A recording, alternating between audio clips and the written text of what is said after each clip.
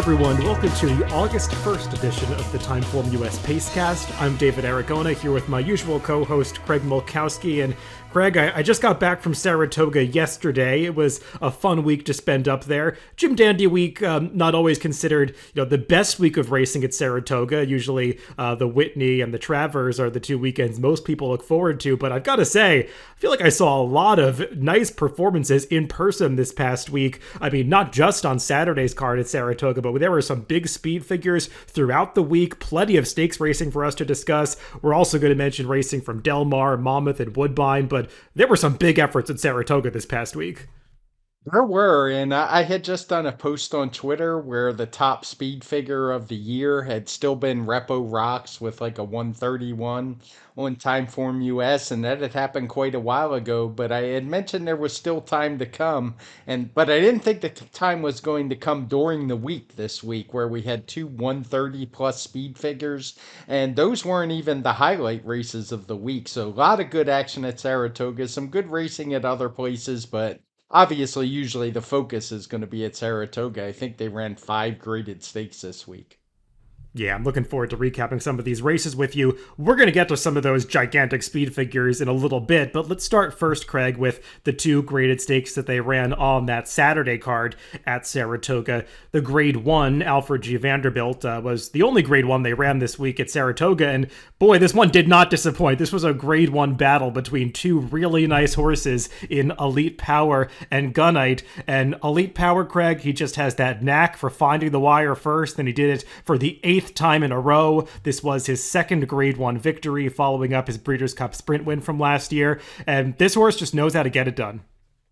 He does. You don't win 8 races in a row without having a nose for the wire, and there was just a head apart at the wire between him and Gunite. We have the pace coded as slow, and obviously Elite Power was a little farther behind than Gunite. But both wound up with 125 Timeform US speed figures. I believe that's a career best for Elite Power, and I'm just not sure what else you can say about this horse. He knows how to win races, and I won't be surprised if he faces horses that look faster in the future and he's able to get the job done, because his closing kick is just hard to match. I mean, he just wears them down. This time he did it over a sloppy track, something we hadn't seen from him before, so he's just proven to be a worthy champion, where some, including myself, had doubts that he really was that kind of horse even after his Breeders' Cup win last year. Yeah, there is that notion that closers like this only run as fast as they need to win. I mean, it was a criticism that was often lobbed at Zenyatta years ago, when maybe she wasn't earning the fastest speed figures, not as fast as her arch nemesis at the time. But Elite Power, like that one, just keeps getting it done, and not always winning by large margins, but the victories keep piling up. And you have to feel a little bad for Gunite, Craig, because he is a really nice horse, and it just seems like he's struggled to win some of these races ever since his 2-year-old season. I mean, he's run, I think, in the exacta in just about every top-level sprint race that they run on the dirt at Saratoga, from his 2-year-old season when he was running in the Saratoga Special and the Hopeful, to the Jerkins last year as a 3-year-old, and now the Vanderbilt. I mean, we'll see if it's the same in the Forego a little bit later in the meet, but I mean, he just couldn't really hold on here. It looked like he had gotten the jump on Elite Power at the top of the stretch, but just too tough to hold off that rival. He was, and even though both got a 125, it would be hard for me to say that Gunite was comparable to Elite Power, because he did have that advantage of being up closer against what was a slow pace. This one did get a couple point pace upgrade, but I'm happy with that number. When I look at the chart, only the top 2 really ran. That basically everyone in the field ran the same figure they've been running, or regressed a little bit. So if anything, I would say I might have underdone the pace adjustment. Yeah, I'm definitely looking forward to when these two likely battle again towards the end of the meet in that Grade 1 Forego. The other graded stakes from that Saturday card at Saratoga was the local prep for the Travers, the Grade 2 Jim Dandy, and Yeah, Craig, I get the sense you might have some things to say about this race, taking a look at your Twitter feed over Saturday afternoon into evening. But this was definitely a race that prompted some debate and some feelings from people. Let's discuss the actual result first. Forte got the job done, and I think him winning this race, it sets up an intriguing Travers where we're going to have, as long as all of these horses stay sound, we're going to have the winners of all three Triple Crown races in the Travers. The Derby winner Mage, Preakness winner National Treasure, and of course Belmont winner Arcangelo, as well as last year's 2-year-old champion Forte. So, I mean, this Jib Dandy, it does set up a very intriguing Travers, but as for Forte's performance, Craig, I mean, we'll talk about the inquiry and the bumping and whatever was going on in a little bit, but this is another horse that just knows how to win races, and he's not always the flashiest winner, but, I mean, the thing that we've learned about him, especially in that Florida Derby and the Belmont, is he's gritty, he tries his heart out, and in this race he was able to get his nose on the wire first. It was, and we had talked about the blinkers being added. We weren't sure it would help. I think I saw you say on Twitter and me watching it definitely helped. There's no doubt about it. He was able to stay up close to a pretty solid pace. He didn't seem to have to be urged like he has been in races past. And he took a big step forward here, all the way up to a 125 TimeformUS speed figure. The pace was just pretty even throughout, almost dead even. I think all the pace figures were 126 and the final time was 125. You won't get a much more even race than that. And he proved he's a game horse.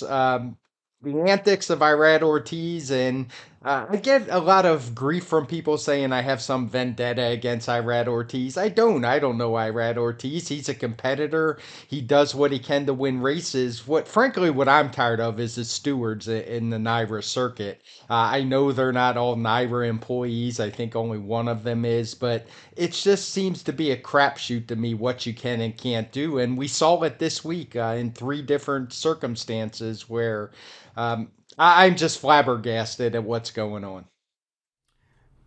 Yeah. So, I mean, I'm happy to have the debate, Craig. I mean, I was somebody who, watching it the first time, my initial reaction was, number one, that was a great race, but number two, we have to deal with this again, because you know what's coming when you see the bumping at the top of the stretch with Forte kind of bowling his way out with Irad, pushing into Angel of Empire.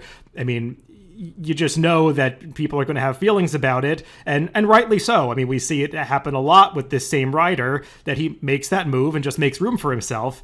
I think based on the rules that the stewards are supposed to apply, I understand why this was no change. Because, look, I bet on Angel of Empire. I thought he was a great price at 5-1. And watching the race, I didn't think he was winning. I get that his momentum was stopped a little bit by Forte angling out into him. Saudi Crown was also drifting out at that point in the race, although obviously he did not make contact with the two to his outside, just kind of created that situation where they both had to move into each other. But I understand the no change call. Especially when it's this close. I know there was also that situation right before the wire where Forte came back in on Saudi Crown. Again, I thought Saudi Crown was sort of moving away from Forte and Irad was trying to follow him down there. I didn't feel like Irad was initiating that movement inwards. And that just felt incidental to me. That's the kind of thing that I would hope the stewards never look at, because we see that happen so much in races, and I don't want the stewards getting involved in a close-nosed decision like that when the two horses just barely brush before the finish line. So I get the no change call. I also understand why people are frustrated, because it feels like this keeps happening, especially in the top-level races where, one rider just keeps riding on that line and sometimes crossing it to create slight dangerous situations. And I don't, as of the time we're recording this on Tuesday, I don't think that we've seen the stewards hand down a suspension yet. I would imagine one is coming. They handed down 3-day suspensions to both Irad and Jose for 2 different races earlier in the week at Saratoga this past week. So I'd imagine there's probably another one coming for Forte. What I want to see, though, Craig, is that the stewards take action by handing out days based on what has happened previously. I mean, they've reprimanded Irad multiple times over the past few seasons for similar infractions, and it just seems like we keep getting these 3- and 5-day suspensions, and that's not a deterrent. I'm fine with not disqualifying these horses when it's an iffy call because I frankly don't want to see more disqualifications. I don't trust the stewards to keep getting involved in these disqualifications and keep making the right decisions.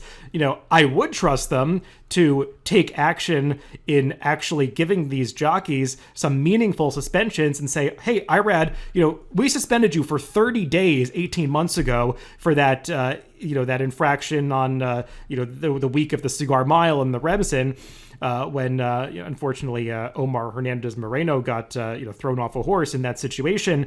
And it's now a year and a half later. There have been incidents since then. Here's another 30 days. I mean, that would be a deterrent. Obviously, they would fight that, but I think you have to start to set the precedent of giving meaningful suspensions so that these antics stop. Yeah, and it just seems that they have they have just no heart to do it. They won't do anything about it. They give these fake 3-day suspensions, which don't even involve any stakes races. They can kind of craft their schedule around when they serve the days, and it's just basically time off. These aren't real suspensions for guys that win as much as someone like Irad Ortiz does, or even Jose Ortiz. And for me, it comes down to I don't see how anyone could watch the race where Irad was disqualified on, I think it was on Wednesday, and then watch the race on Saturday and tell me there was any meaningful difference between the two. Um, I just don't get it. And that's what's frustrating for me. And it makes it hard for me to want to spend money on Naira tracks. Yeah. I mean, like you were saying, the stewards are not all employed by Naira. I mean, for people that don't know this, it's like 3 different organizations that send stewards. I mean, I think one is hired by Naira, one's the Jockey Club, and one is from the Gaming Commission. So it's not it's not in Naira's hands to just change all the stewards. The stewarding is an unenviable job. Not that I want to sit here and apologize for them, but you do have these standards that you have to apply that I think often are not well understood by a lot of bettors. And there is a clear difference, Craig, between the situation earlier in the week and this Jim Dandy, in that while Irad angling out and cutting off another horse, it was a similar type of infraction. Pretty obvious that the horse earlier in the week, was cost some sort of placing, whether it was, 6th versus 8th or 7th versus 8th. That was the case. It was pretty obvious. Debatable whether Angel of Empire was cost a placing. And that's kind of the standard that's being applied. Is it being applied consistently by the stewards? No. And I think that's, a gripe that is legitimate to have. But, I think that part of it often gets lost in the conversation. And, people have this kind of old school mindset that, a foul is a foul. And if there's a foul, disqualify the horse. And, that's often not the standard that the stewards are applying. I think they're only, allowed to apply that standard when the foul is particularly egregious. So, that's just a clarification that I think needs to be made.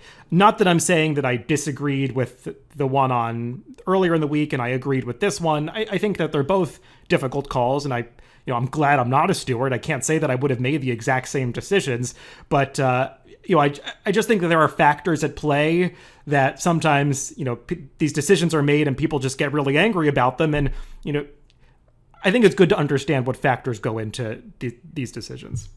Yeah, I get that factor. I just don't get. I mean, Angel of Empire lost by a half length. When you watch the head on, he was pushed out about 10 paths by Rad Ortiz. So I don't know how you could possibly determine that didn't cost him a half a length. And the other problem I have is that this best horse thing, and I put that in air quotes, is of course he was the best horse. He was able to save every inch of ground and then bull his way out. If you switch the trips and Forte has to run 3 wide or 2 wide around the track, is that a half length difference? I think it probably is, but it's just a difference of opinion. And maybe it is just I'm worn down by the antics, and it seems like we deal with this 2, 3, 4 times every week. It's something with him, and it's almost always him. We don't get this from other riders. Yeah, I mean, he definitely crosses that line a lot more often than any other riders do, and he's often allowed to get away with it. I'm going to differ a little bit with your characterization of Angel of Empire getting pushed out 10 paths, Craig. I think he got pushed out 1 path by Forte. I mean, Saudi Crown was the one who came out 5 paths. So, yeah. we differ a little bit on the severity of this infraction. What I will say is that maybe there's a space for Heise to get involved here, because Heise gets involved with the whip violations. I mean, they've put these guidelines in place that I think you can only strike a horse. I think it's up to 5 times. I mean, I'm not. Don't quote me on that. I'm not sure if that's the correct. I think 6 you get penalized, but there are definitely rules in place about how many times these riders can use the crop now. Maybe Heise has to put out guidelines for these racing commissions and stewards about how jockeys get disciplined and how these infractions build up over time. If in a year across all jurisdictions, if a rider is getting, penalized 3 times, well, okay, then the penalties have to increase. Give out 14 days, give out 30 days. Give it 60 days if the rider has 5 infractions. I mean, I feel like you have to put real deterrence in place. I mean, and I know the riders are going to fight that. I mean, they gave out, I think, a 14-day suspension to that apprentice, Jamie Torres, that personally I thought was warranted if you've watched him ride over the past couple months. And the riders all got together and voiced their displeasure with it and basically said to the stewards, don't do this again. But I think that's a sign that the stewards actually did something right if the jockeys were displeased. So I would hope we see more of that, and I hope that the stewards wouldn't be deterred from doing that, but we'll see if a suspension gets handed down for Fortes, for the ride on Forte, and how severe it is. Yeah, that's enough Irad talk. Let's move on to a much better story in the Bowling Green. Well, this one's a little mixed too, Craig, unfortunately. We'll get to the winner of the Bowling Green in just a little bit. But I do want to say as we start the discussion of this race that, wishing all the best to jockey Richard Mullen and hoping that, his recovery goes smoothly. He was obviously unseated around the far turn from Rebels Romance, who just one of those freak accidents, clipping heels, getting a little bit too tight, coming around the far turn of that race. And those are always the most scary incidents because there's no time to prepare. The horse just clips heels and you're hitting the turf. And it was a really scary situation. I mean, when that happens, you're really not sure. It all happened so quickly. And I was watching the race live and, you don't often didn't know what happened. And then, when the jockey is on the ground for 3 minutes, 5 minutes, 10 minutes, you start to think the worst. And, good to hear that, he had movement in all 4 limbs. And now we've subsequently heard that, he's coming away with some broken bones. I think it was reported he has a broken collarbone, thumb, ribs, fractured vertebrae, but hopefully he's able to make a full recovery. So scary situation. We've gotten some good news on that. Hopefully we get more good news in the coming days. So that out of the way. As for the winner of the race, Channel Maker, Craig, I mean, always good to see, an old guy like this get back to the winner's circle. And Channel Maker is such a likable horse, and pretty cool that the connections have kept him around for this long and that he's still able to deliver these kinds of performances. Yeah, and that's what I was getting at was the winner. Obviously, we don't want any jockeys getting hurt. It's very hard to even tell what happened in there. To Rebels Romance that he went down. So glad the horse is okay. Sorry to hear about the rider, and just wish him a speedy recovery and get back on up on the horse soon. And just kind of shows you how dangerous the life of a jockey is, and part of why we harp on the safety. And maybe that is a good reason for Hissa to get involved. As for Channel Maker, just a really solid effort. He has proven time and time again when he is able to get to the front. And make the lead, he can be very dangerous. And even at his advanced age of, I think he's 9 years old now, he just was able to get the job done. And not only get the job done, he was pulling away. I don't know that this was the strongest field we're going to see, particularly with Rebels Romance, obviously not finishing with a rider. He was the one that kind of made it a strong test. Outside of that, it was more grade 2, grade 3 type field at best. And maybe some of the others, definitely some of the others, notably Soldier Rising, had some real trouble. Some others had some trouble, but he took advantage, and that's what can happen with speed. You avoid trouble. And 124 Timeform US speed figure, which is as good as Channel Maker's run in quite some time. Yeah, it was a perfect set of circumstances for Channel Maker. He's a horse that's always at his best when he gets to the front end. That's the situation where he gets really brave. And also, he's a horse that's run his best races over courses that have given the ground. And that was the situation that he encountered on Sunday after there was all that rain at Saratoga in the second half of that Saturday card. So just the right set of circumstances for Channel Maker, but still cool to see him get it done. And, I'm kind of interested to see if he's able to, set that Breeders' Cup record at the end of the year, one that probably would never be broken if he was able to participate in 7 Breeders' Cups. I mean, it's just so cool that he's been around for that long. I think he competed in the Breeders' Cup Juvenile Turf as a 2-year-old, and I believe he didn't make it there as a 3-year-old, but now he's been in the turf for the past 5 years. Could make it, I think, 6 in a row this year. He's just an awesome horse, and the connections have announced this will be his final year of racing. Nairi doesn't allow 10-year-olds to compete on the circuit anymore, so they're kind of forced to retire at the end of the year. But if a horse has ever done enough, I mean, you could say that's certainly true of Channel Maker. So he got the victory here, and we'll see what the rest of the year holds for him. I did want to get your opinion. Just watching the race live, despite the spill, I never really got the impression that Rebels Romance was going to win that race. I'm curious how you feel about that. That's one of those things that's really difficult to project.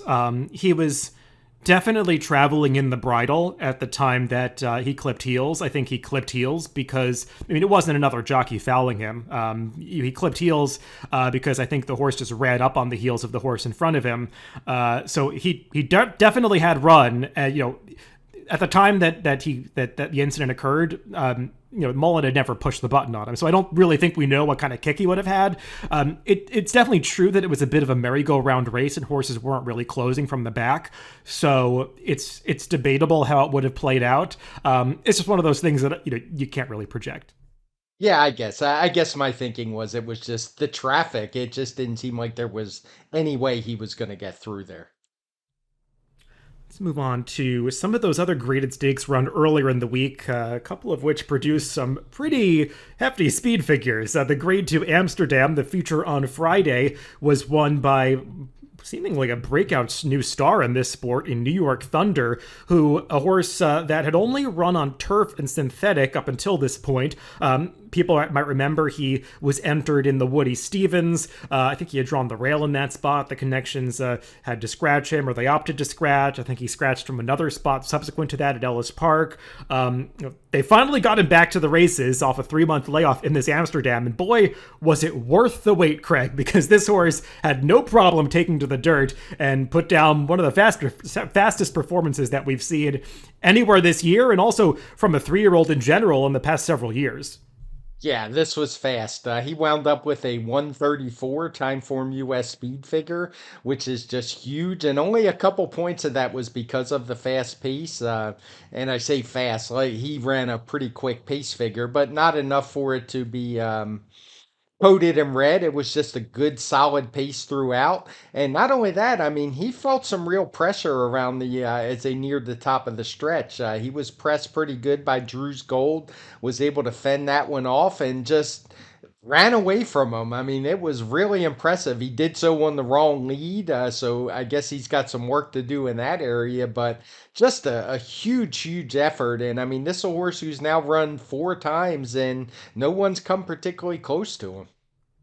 Yeah, I mean, I hesitate to make this comparison, but the natural comparison was to Chancelot when he won this race several years ago, and obviously there's a lot of baggage breaking up that horse. But it kind of was that sort of breakout performance where you're scratching your head like, where did this come from? Because obviously he had shown real talent on turf and synthetic, and those are surfaces that don't necessarily lend themselves to earning these gigantic speed figures or winning by huge margins. And turns out New York Thunder is probably more of a dirt horse, and maybe turf and synthetic were actually holding him back a little bit from showing his true speed, because what he put on display here was something special. Craig, I'll be interested to see what they do with this horse now, because he's had some layoffs between starts coming into this. I mentioned the 3-month layoff coming into the Amsterdam. This was just his second start of the season, and a horse that's this fast, sometimes they can be tough to keep on the racetrack, and clearly he's had some gaps in his career. They're talking about now pointing to the Allen Jerkins, which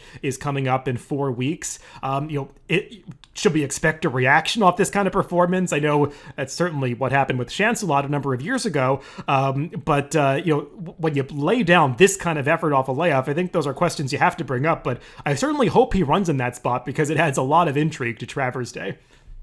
Yeah, he's still pretty lightly raced, obviously a 3-year old. So, I mean, I wouldn't want to be betting on some kind of bounce off of this effort. It certainly could happen, but it'll be his third start off the layoff. So, I would expect another big effort if he does show up in the Jerkins. Yeah, and just to mention, this is a day that has the red color coding in Timeform US. Not for the fractions, the race rating box is color coded red, indicating a speed favoring day.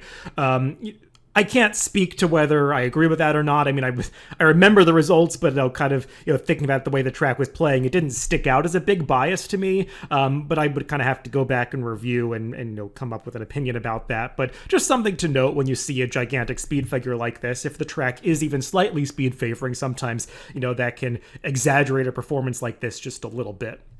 Yeah, I saw that myself. I didn't really get that impression watching live, but it's definitely one I would have to go back and kind of form my own opinion. As usual at Saratoga, when it doesn't rain, there were a ton of turf races, so it must have just barely met the sample size requirement to even get a coding. And one more clarification I want to make about this race, Craig, is you mentioned that the fractions are not color coded red, which might surprise some people when you see 21 and 43 flash up on the video screen. Remember, 6.5 furlongs at Saratoga is a distance that has a very long run up, and it's customary to see much faster fractional times going 6.5 furlongs than you do going 6 furlongs, which has a shorter run up. So as we're going to move on from the Amsterdam to the honorable miss next and discuss those two races, since they're both breakout performances from the two winners, New York Thunder and Echo Zulu, you'll see the pace figures for these two races are very similar. Even though Echo Zulu went 22 and 44, 22 and 44 is a very similar fraction to 21, mid 21 and mid 43 going 6.5 versus 6 furlongs at Saratoga. So just want to make that clarification because I know a lot of people got caught up in the fractions of this Amsterdam and how the horse New York Thunder went 107 and 3 for 6 furlong, the 6 furlong fraction, talking about how that would have been a track record at 6 furlongs. Well, not exactly, because the run-ups do matter.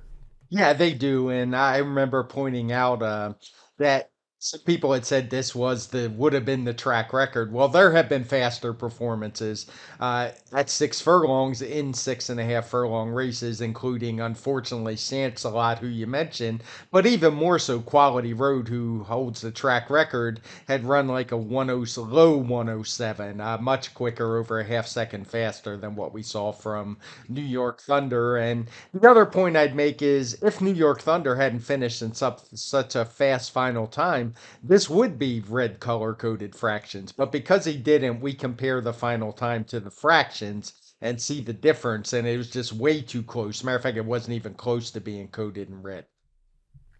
Now we'll take a look at that honorable miss that I just referenced on Wednesday, and another huge performance, Craig. And I've got to say, I wasn't quite sure that Echo Zulu had a performance like this in her, because she's been a really nice horse, one of those horses that just loves to win races over the past couple of seasons, but we hadn't seen that gigantic speed figure out of her. And her 4-year-old debut at Churchill, it was fine, but clearly it was just a tune-up, because second off the layoff in this honorable miss, she took a gigantic step forward and just made some good horses look fairly ordinary.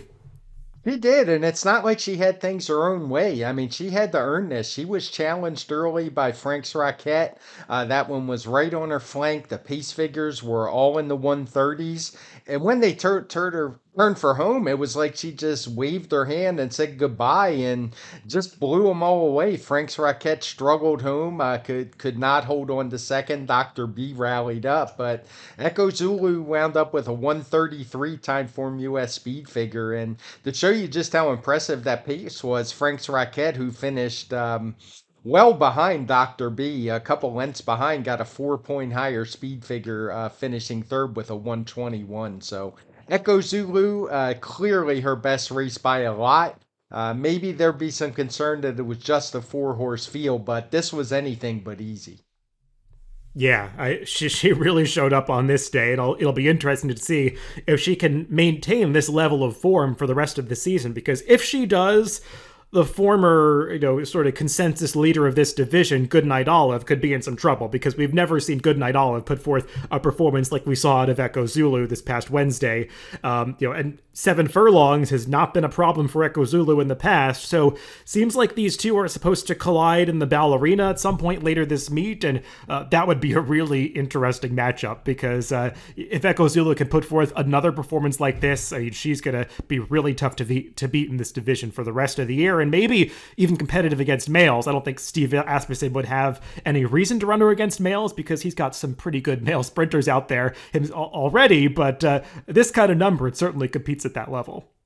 Yeah, it seems like that would be unlikely. But you mentioned Goodnight Olive. I mean, she ran second to her in the Breeders' Cup Filly and Mare Sprint. Did it in just her second start off a layoff. So, I mean, the talent's obviously there. She's shown up. She's basically run a very good race in every one but the Oaks. And even that one was probably better than it looked given the pace she was attending. So, it's interesting that she's pretty much been concentrating on sprints. She is a horse who's had some success going on. Obviously, won the Breeders' Cup Juvenile Fillies, won the Fairground Oaks, but I think they have found her whole card. She is clearly a excellent sprinter. And, lost in the shuffle, Craig, a little bit was the huge performance that we saw on Thursday in their feature race at Saratoga from Next in the Birdstone. Obviously, not quite as impressive as Echo Zulu or New York Thunder or even some of the performances we saw on Saturday, but this is a really cool horse. I mean, we don't often see, star efforts in some of these dirt marathon races. We typically expect a lower quality, in this particular division. But Next is a really good horse who has just taken this division by storm and has been dominating the last couple of performances, both in the Brooklyn and now here. And the way he runs his races is different than we typically see from some of these marathon specialists. I mean, he's got speed, but he's able to use it at different points in the race. And when he puts down the gas pedal on the far turn, nobody can go with him. And he's got that turf-like acceleration to move away from his fields and just sustain it after having already run a mile or a mile and a quarter. Neat horse.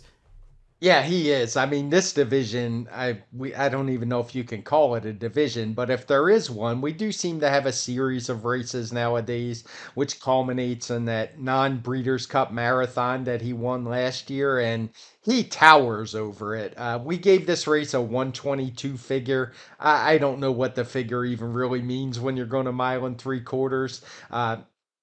It's just kind of based on what the horses have run in the past more so than the time. And this race also had a timing problem as well, if memory serves. It was one that came up way off.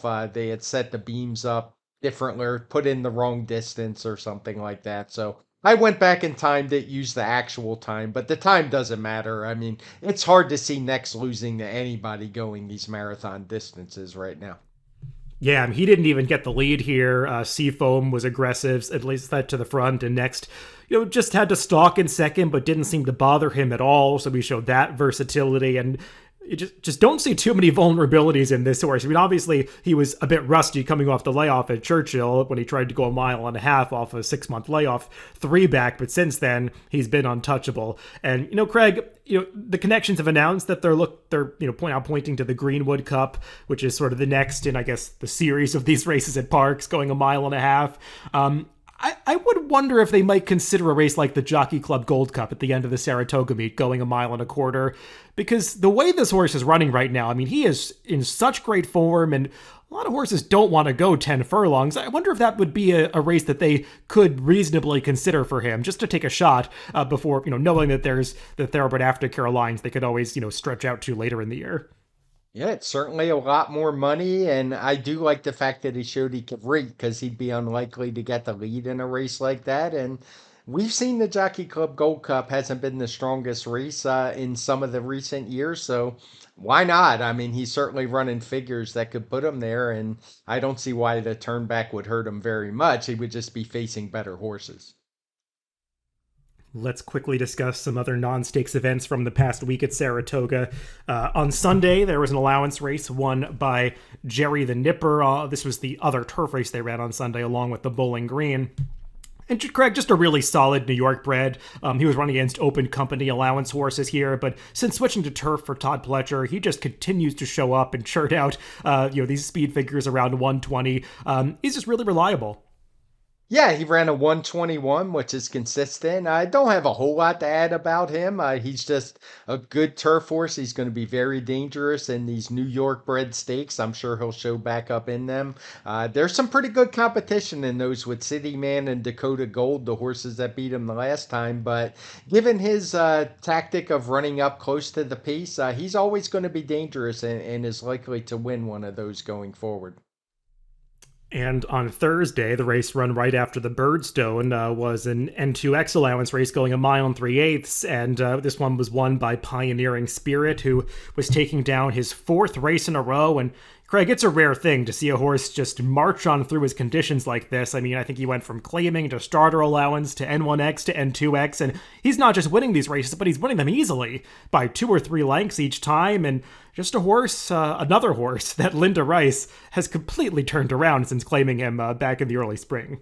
Yeah, it seemed only fitting that we get a Linda Racehorse in the podcast the way that she's just dominating right now at Saratoga. Everything she sends out is dangerous. And this horse, I remember we did the forecast. I think it was for his last race.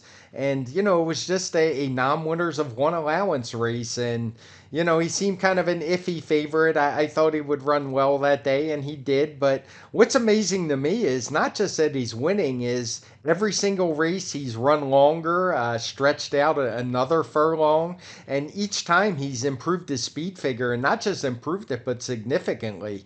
He's went from a 90 all the way up to a 117 this time, and the smallest leap that he's made is just 7 points. So at some point we're going to hit this guy's ceiling, but right now I don't know where it is because he is just crushing fields.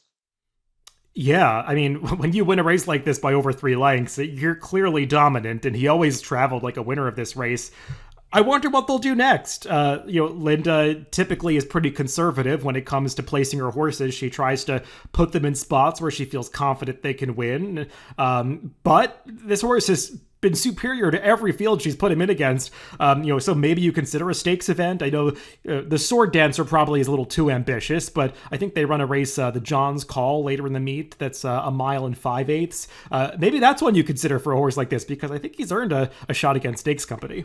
Yeah, no doubt about it. I mean, it's kind of hard to find a non-winners of three, so it's going to have to be maybe a listed stake like what I think that one's listed if memory serves, but he's certainly earned the right to get there. He's just been absolutely perfect on the turf for Linda Rice. Let's move on to Del Mar, where they ran a series of graded stakes last week, topped by the Grade 1 Bing Crosby, their Saturday feature. And, Craig, if you compare this race to the Vanderbilt in the same division, obviously it lacked the star power of, Elite Power and Gunite. They're just superior horses to any that we saw competing in the Bing Crosby, but it was a really competitive race. The field looked evenly matched on paper, and the Trojan Vron, a horse kind of like Elite Power that just loves to win races, and also one that was achieving his 8th consecutive victory, also winning his first Grade 1, just getting up to win this Bing Crosby.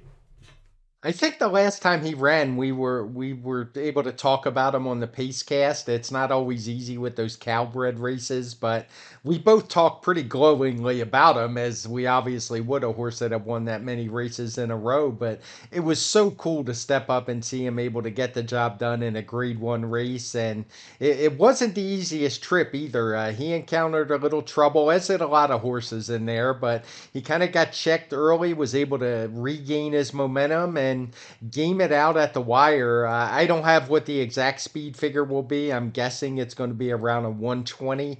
I'll have that later today. So not quite as good as what we saw at Saratoga.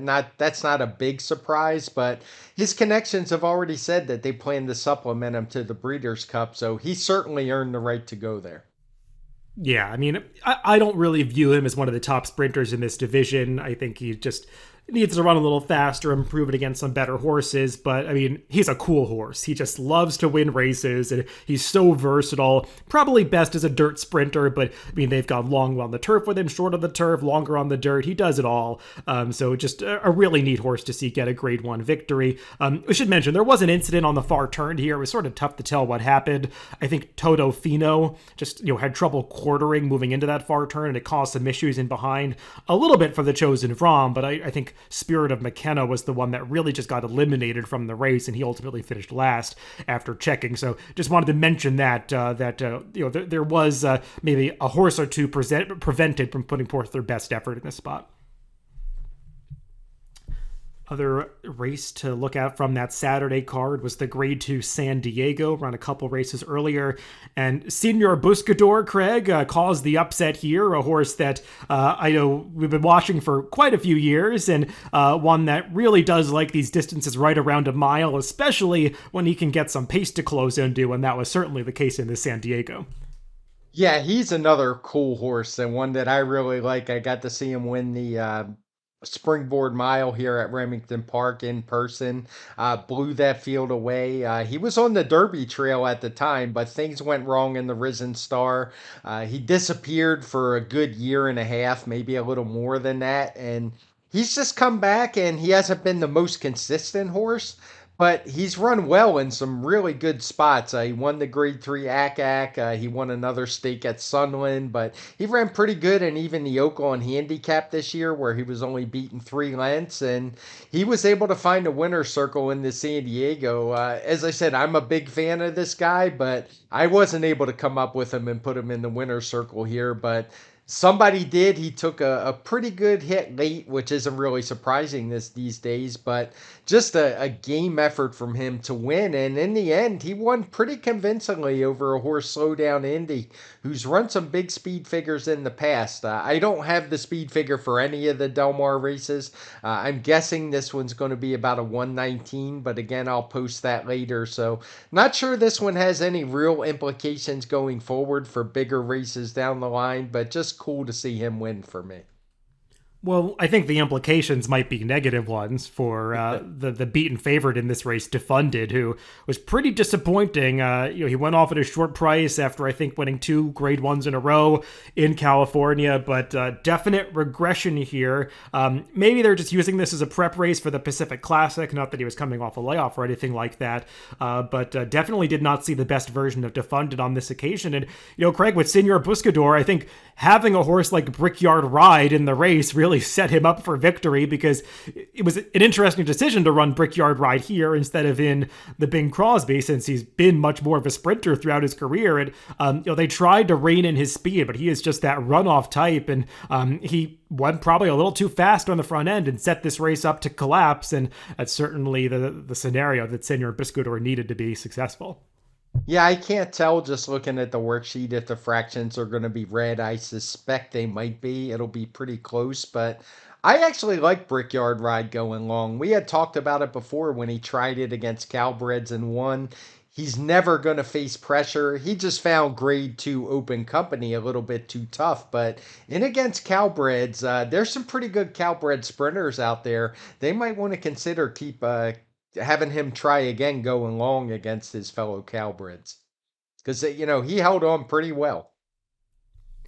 The feature race at Del Mar on Sunday was the Grade 2 Eddie Reed. And, on the East Coast, Craig, people complain about, Chad Brown trifectas or superfectas. Well, on the West Coast, it's Phil D'Amato who has that kind of dominance in the graded stakes on turf. And it was the Phil D'Amato superfecta in this Eddie Reed with his runner Gold Phoenix, probably getting the best trip of any of them, saving ground early before tipping out and able to get his second graded stakes of the season. Yeah, he's had it. He hasn't run very well in his last couple. He was a little bit disappointing, but getting back to a mile and an eighth, he had kind of run a little longer, a little shorter. He got a great trip in here. I guess he's going to get around a 120 speed figure. I don't think it'll be a whole lot faster than that. And he was just the best of the D'Amato contingent. I would say Count Again is still probably the best horse, but he was coming off a very long layoff, and it didn't look like they were all that interested in winning this race, in my opinion. Looked more like a prep race, and Gold Phoenix was able to take advantage. advantage. Not so. I don't think this was the strongest grade two. Same as what we said about the San Diego. Just not a lot of really top class horses out west right now. Yeah, I think the reason that Countagam went off as a 9-5 favorite here, was the fact that it just wasn't that strong of a race. And I think even though he was coming off, I think it was a year plus layoff, a layoff of I want to say 14 months. The public still had confidence in him because he just wasn't facing very good competition. It proved to be too much for this 8-year-old gelding who has run some huge races at different points in his career, but as you said, just didn't look like he was quite cranked for that top effort on this occasion, and he was beaten by 3 of his stablemates from the Phil D'Amato barn. I will say, watching this race, Craig, in addition to the same trainer sending out the top 4, these 4 also got the best rides of any of the jockeys in this race. It's so important to save ground at Del Mar, and if you watch this race, the Superfecta is comprised of the 4 horses that rode the rail for the entire way around the turns. And I think that's really important to note, Gold Phoenix being one of them, and he was able to tip out at the top of the stretch and get there. But don't expect this race to have too many grade 1 implications outside of California. Then we'll close things out on the Del Mar side with a Saturday maiden special weight race, actually the first race of the day on Saturday for the 2-year-olds, won by the very promising Bob Baffert first-time starter Heartland. And, Craig, this is a horse who had trouble at the start, veered in coming out of the gate, so was a little behind the 8 ball at that point, but they were really moving up front. I mean, an extremely fast opening quarter, and this horse was able to charge up the rail late to earn the victory. He was, and he got it pretty easily. He said it was a very fast pace, so maybe that trouble at the start might have helped a little bit, but it's hard to say. If I had to estimate the speed figure, I think it's going to be a 110 plus, maybe as high as 112 somewhere in there. But I thought both the top two ran very well. The runner-up Slider will probably get a figure a point or two higher than what Heartland's going to get because of that fast pace. But when you take the trouble into account, I wouldn't say he ran the better race, but 2 very good 2-year-olds we saw in the first Saturday. Yeah, I went to go look up some of the fractions in GMAX just to double check that opening quarter because it looked almost unbelievably fast, 21-1. But I mean, it checks out. They were really moving through the opening stages of this race, and I think it's one of the reasons why Heartland was left so far behind earlier after just veering in a little bit at that start. But I mean, he really built up a head of steam coming to the quarter pole, mowed down that leader Slider in the late stages, and what was also most impressive about this race, Greg, was the gallop out, because after the wire, Heartland opened up about 10 or 12 lengths on this field moving into the clubhouse turn. He was not stopping after the finish line, which probably bodes well for him stretching out a little bit in subsequent starts.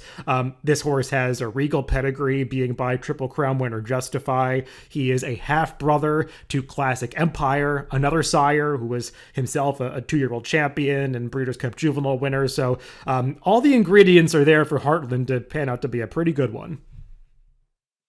No doubt, and I'm not a big run-up guy or run-out guy or gallop-out guy, but with these 2-year-olds when they're going short distances, I do think that is one time you want to take notice, and his was super impressive.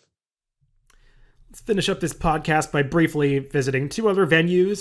The feature race at Monmouth Park on Saturday was the Grade 3 Monmouth Oaks. And, Craig, wasn't expecting this to be a race that necessarily made it onto the podcast when you looked at the PPs for it. But, boy, this was a breakout effort from the winner, Occult, who, I remember I had liked a little bit in the Acorn when she went off at a huge price and got up for third, and that Acorn's proven to be, a decent race. She was beaten by a couple of good horses there, but she took yet another step forward here, winning this race by over 10 lengths, and going back to watch the replay, it's as visually impressive as it looked on paper. It was, and I'll be honest, this was a race that wasn't on my radar when I went to put the rundown together for the show, and I knew it was being run, so I checked, and I don't have the figure for it yet. My assistant's doing this one, but as soon as I looked, it was pretty obvious it's going to be a fast race. I'm estimating around a 117, which for this 3-year-old filly group going 2 turns is really good and would thrust her right up at the top of the division. Now, she wasn't able to beat the leader division, Pretty Mischievous, who took her down in the Acorn, but these fillies are changing as 3-year-olds, so it wouldn't surprise me at all if she could turn the tables on that one. Yeah, she's definitely moving forward at the right time. Probably too soon to wheel her back in a race like the Alabama in 3 weeks, but you would imagine she's the kind of horse that Chad Brown would want to point to the Grade 1 Cotillion at Parks. That seems like the right kind of spot for her, and who knows? I mean, these horses can really take big steps forward in the second half of the season, so we could see a changing of the guard if a horse like a Colt continues to move forward off a performance like this.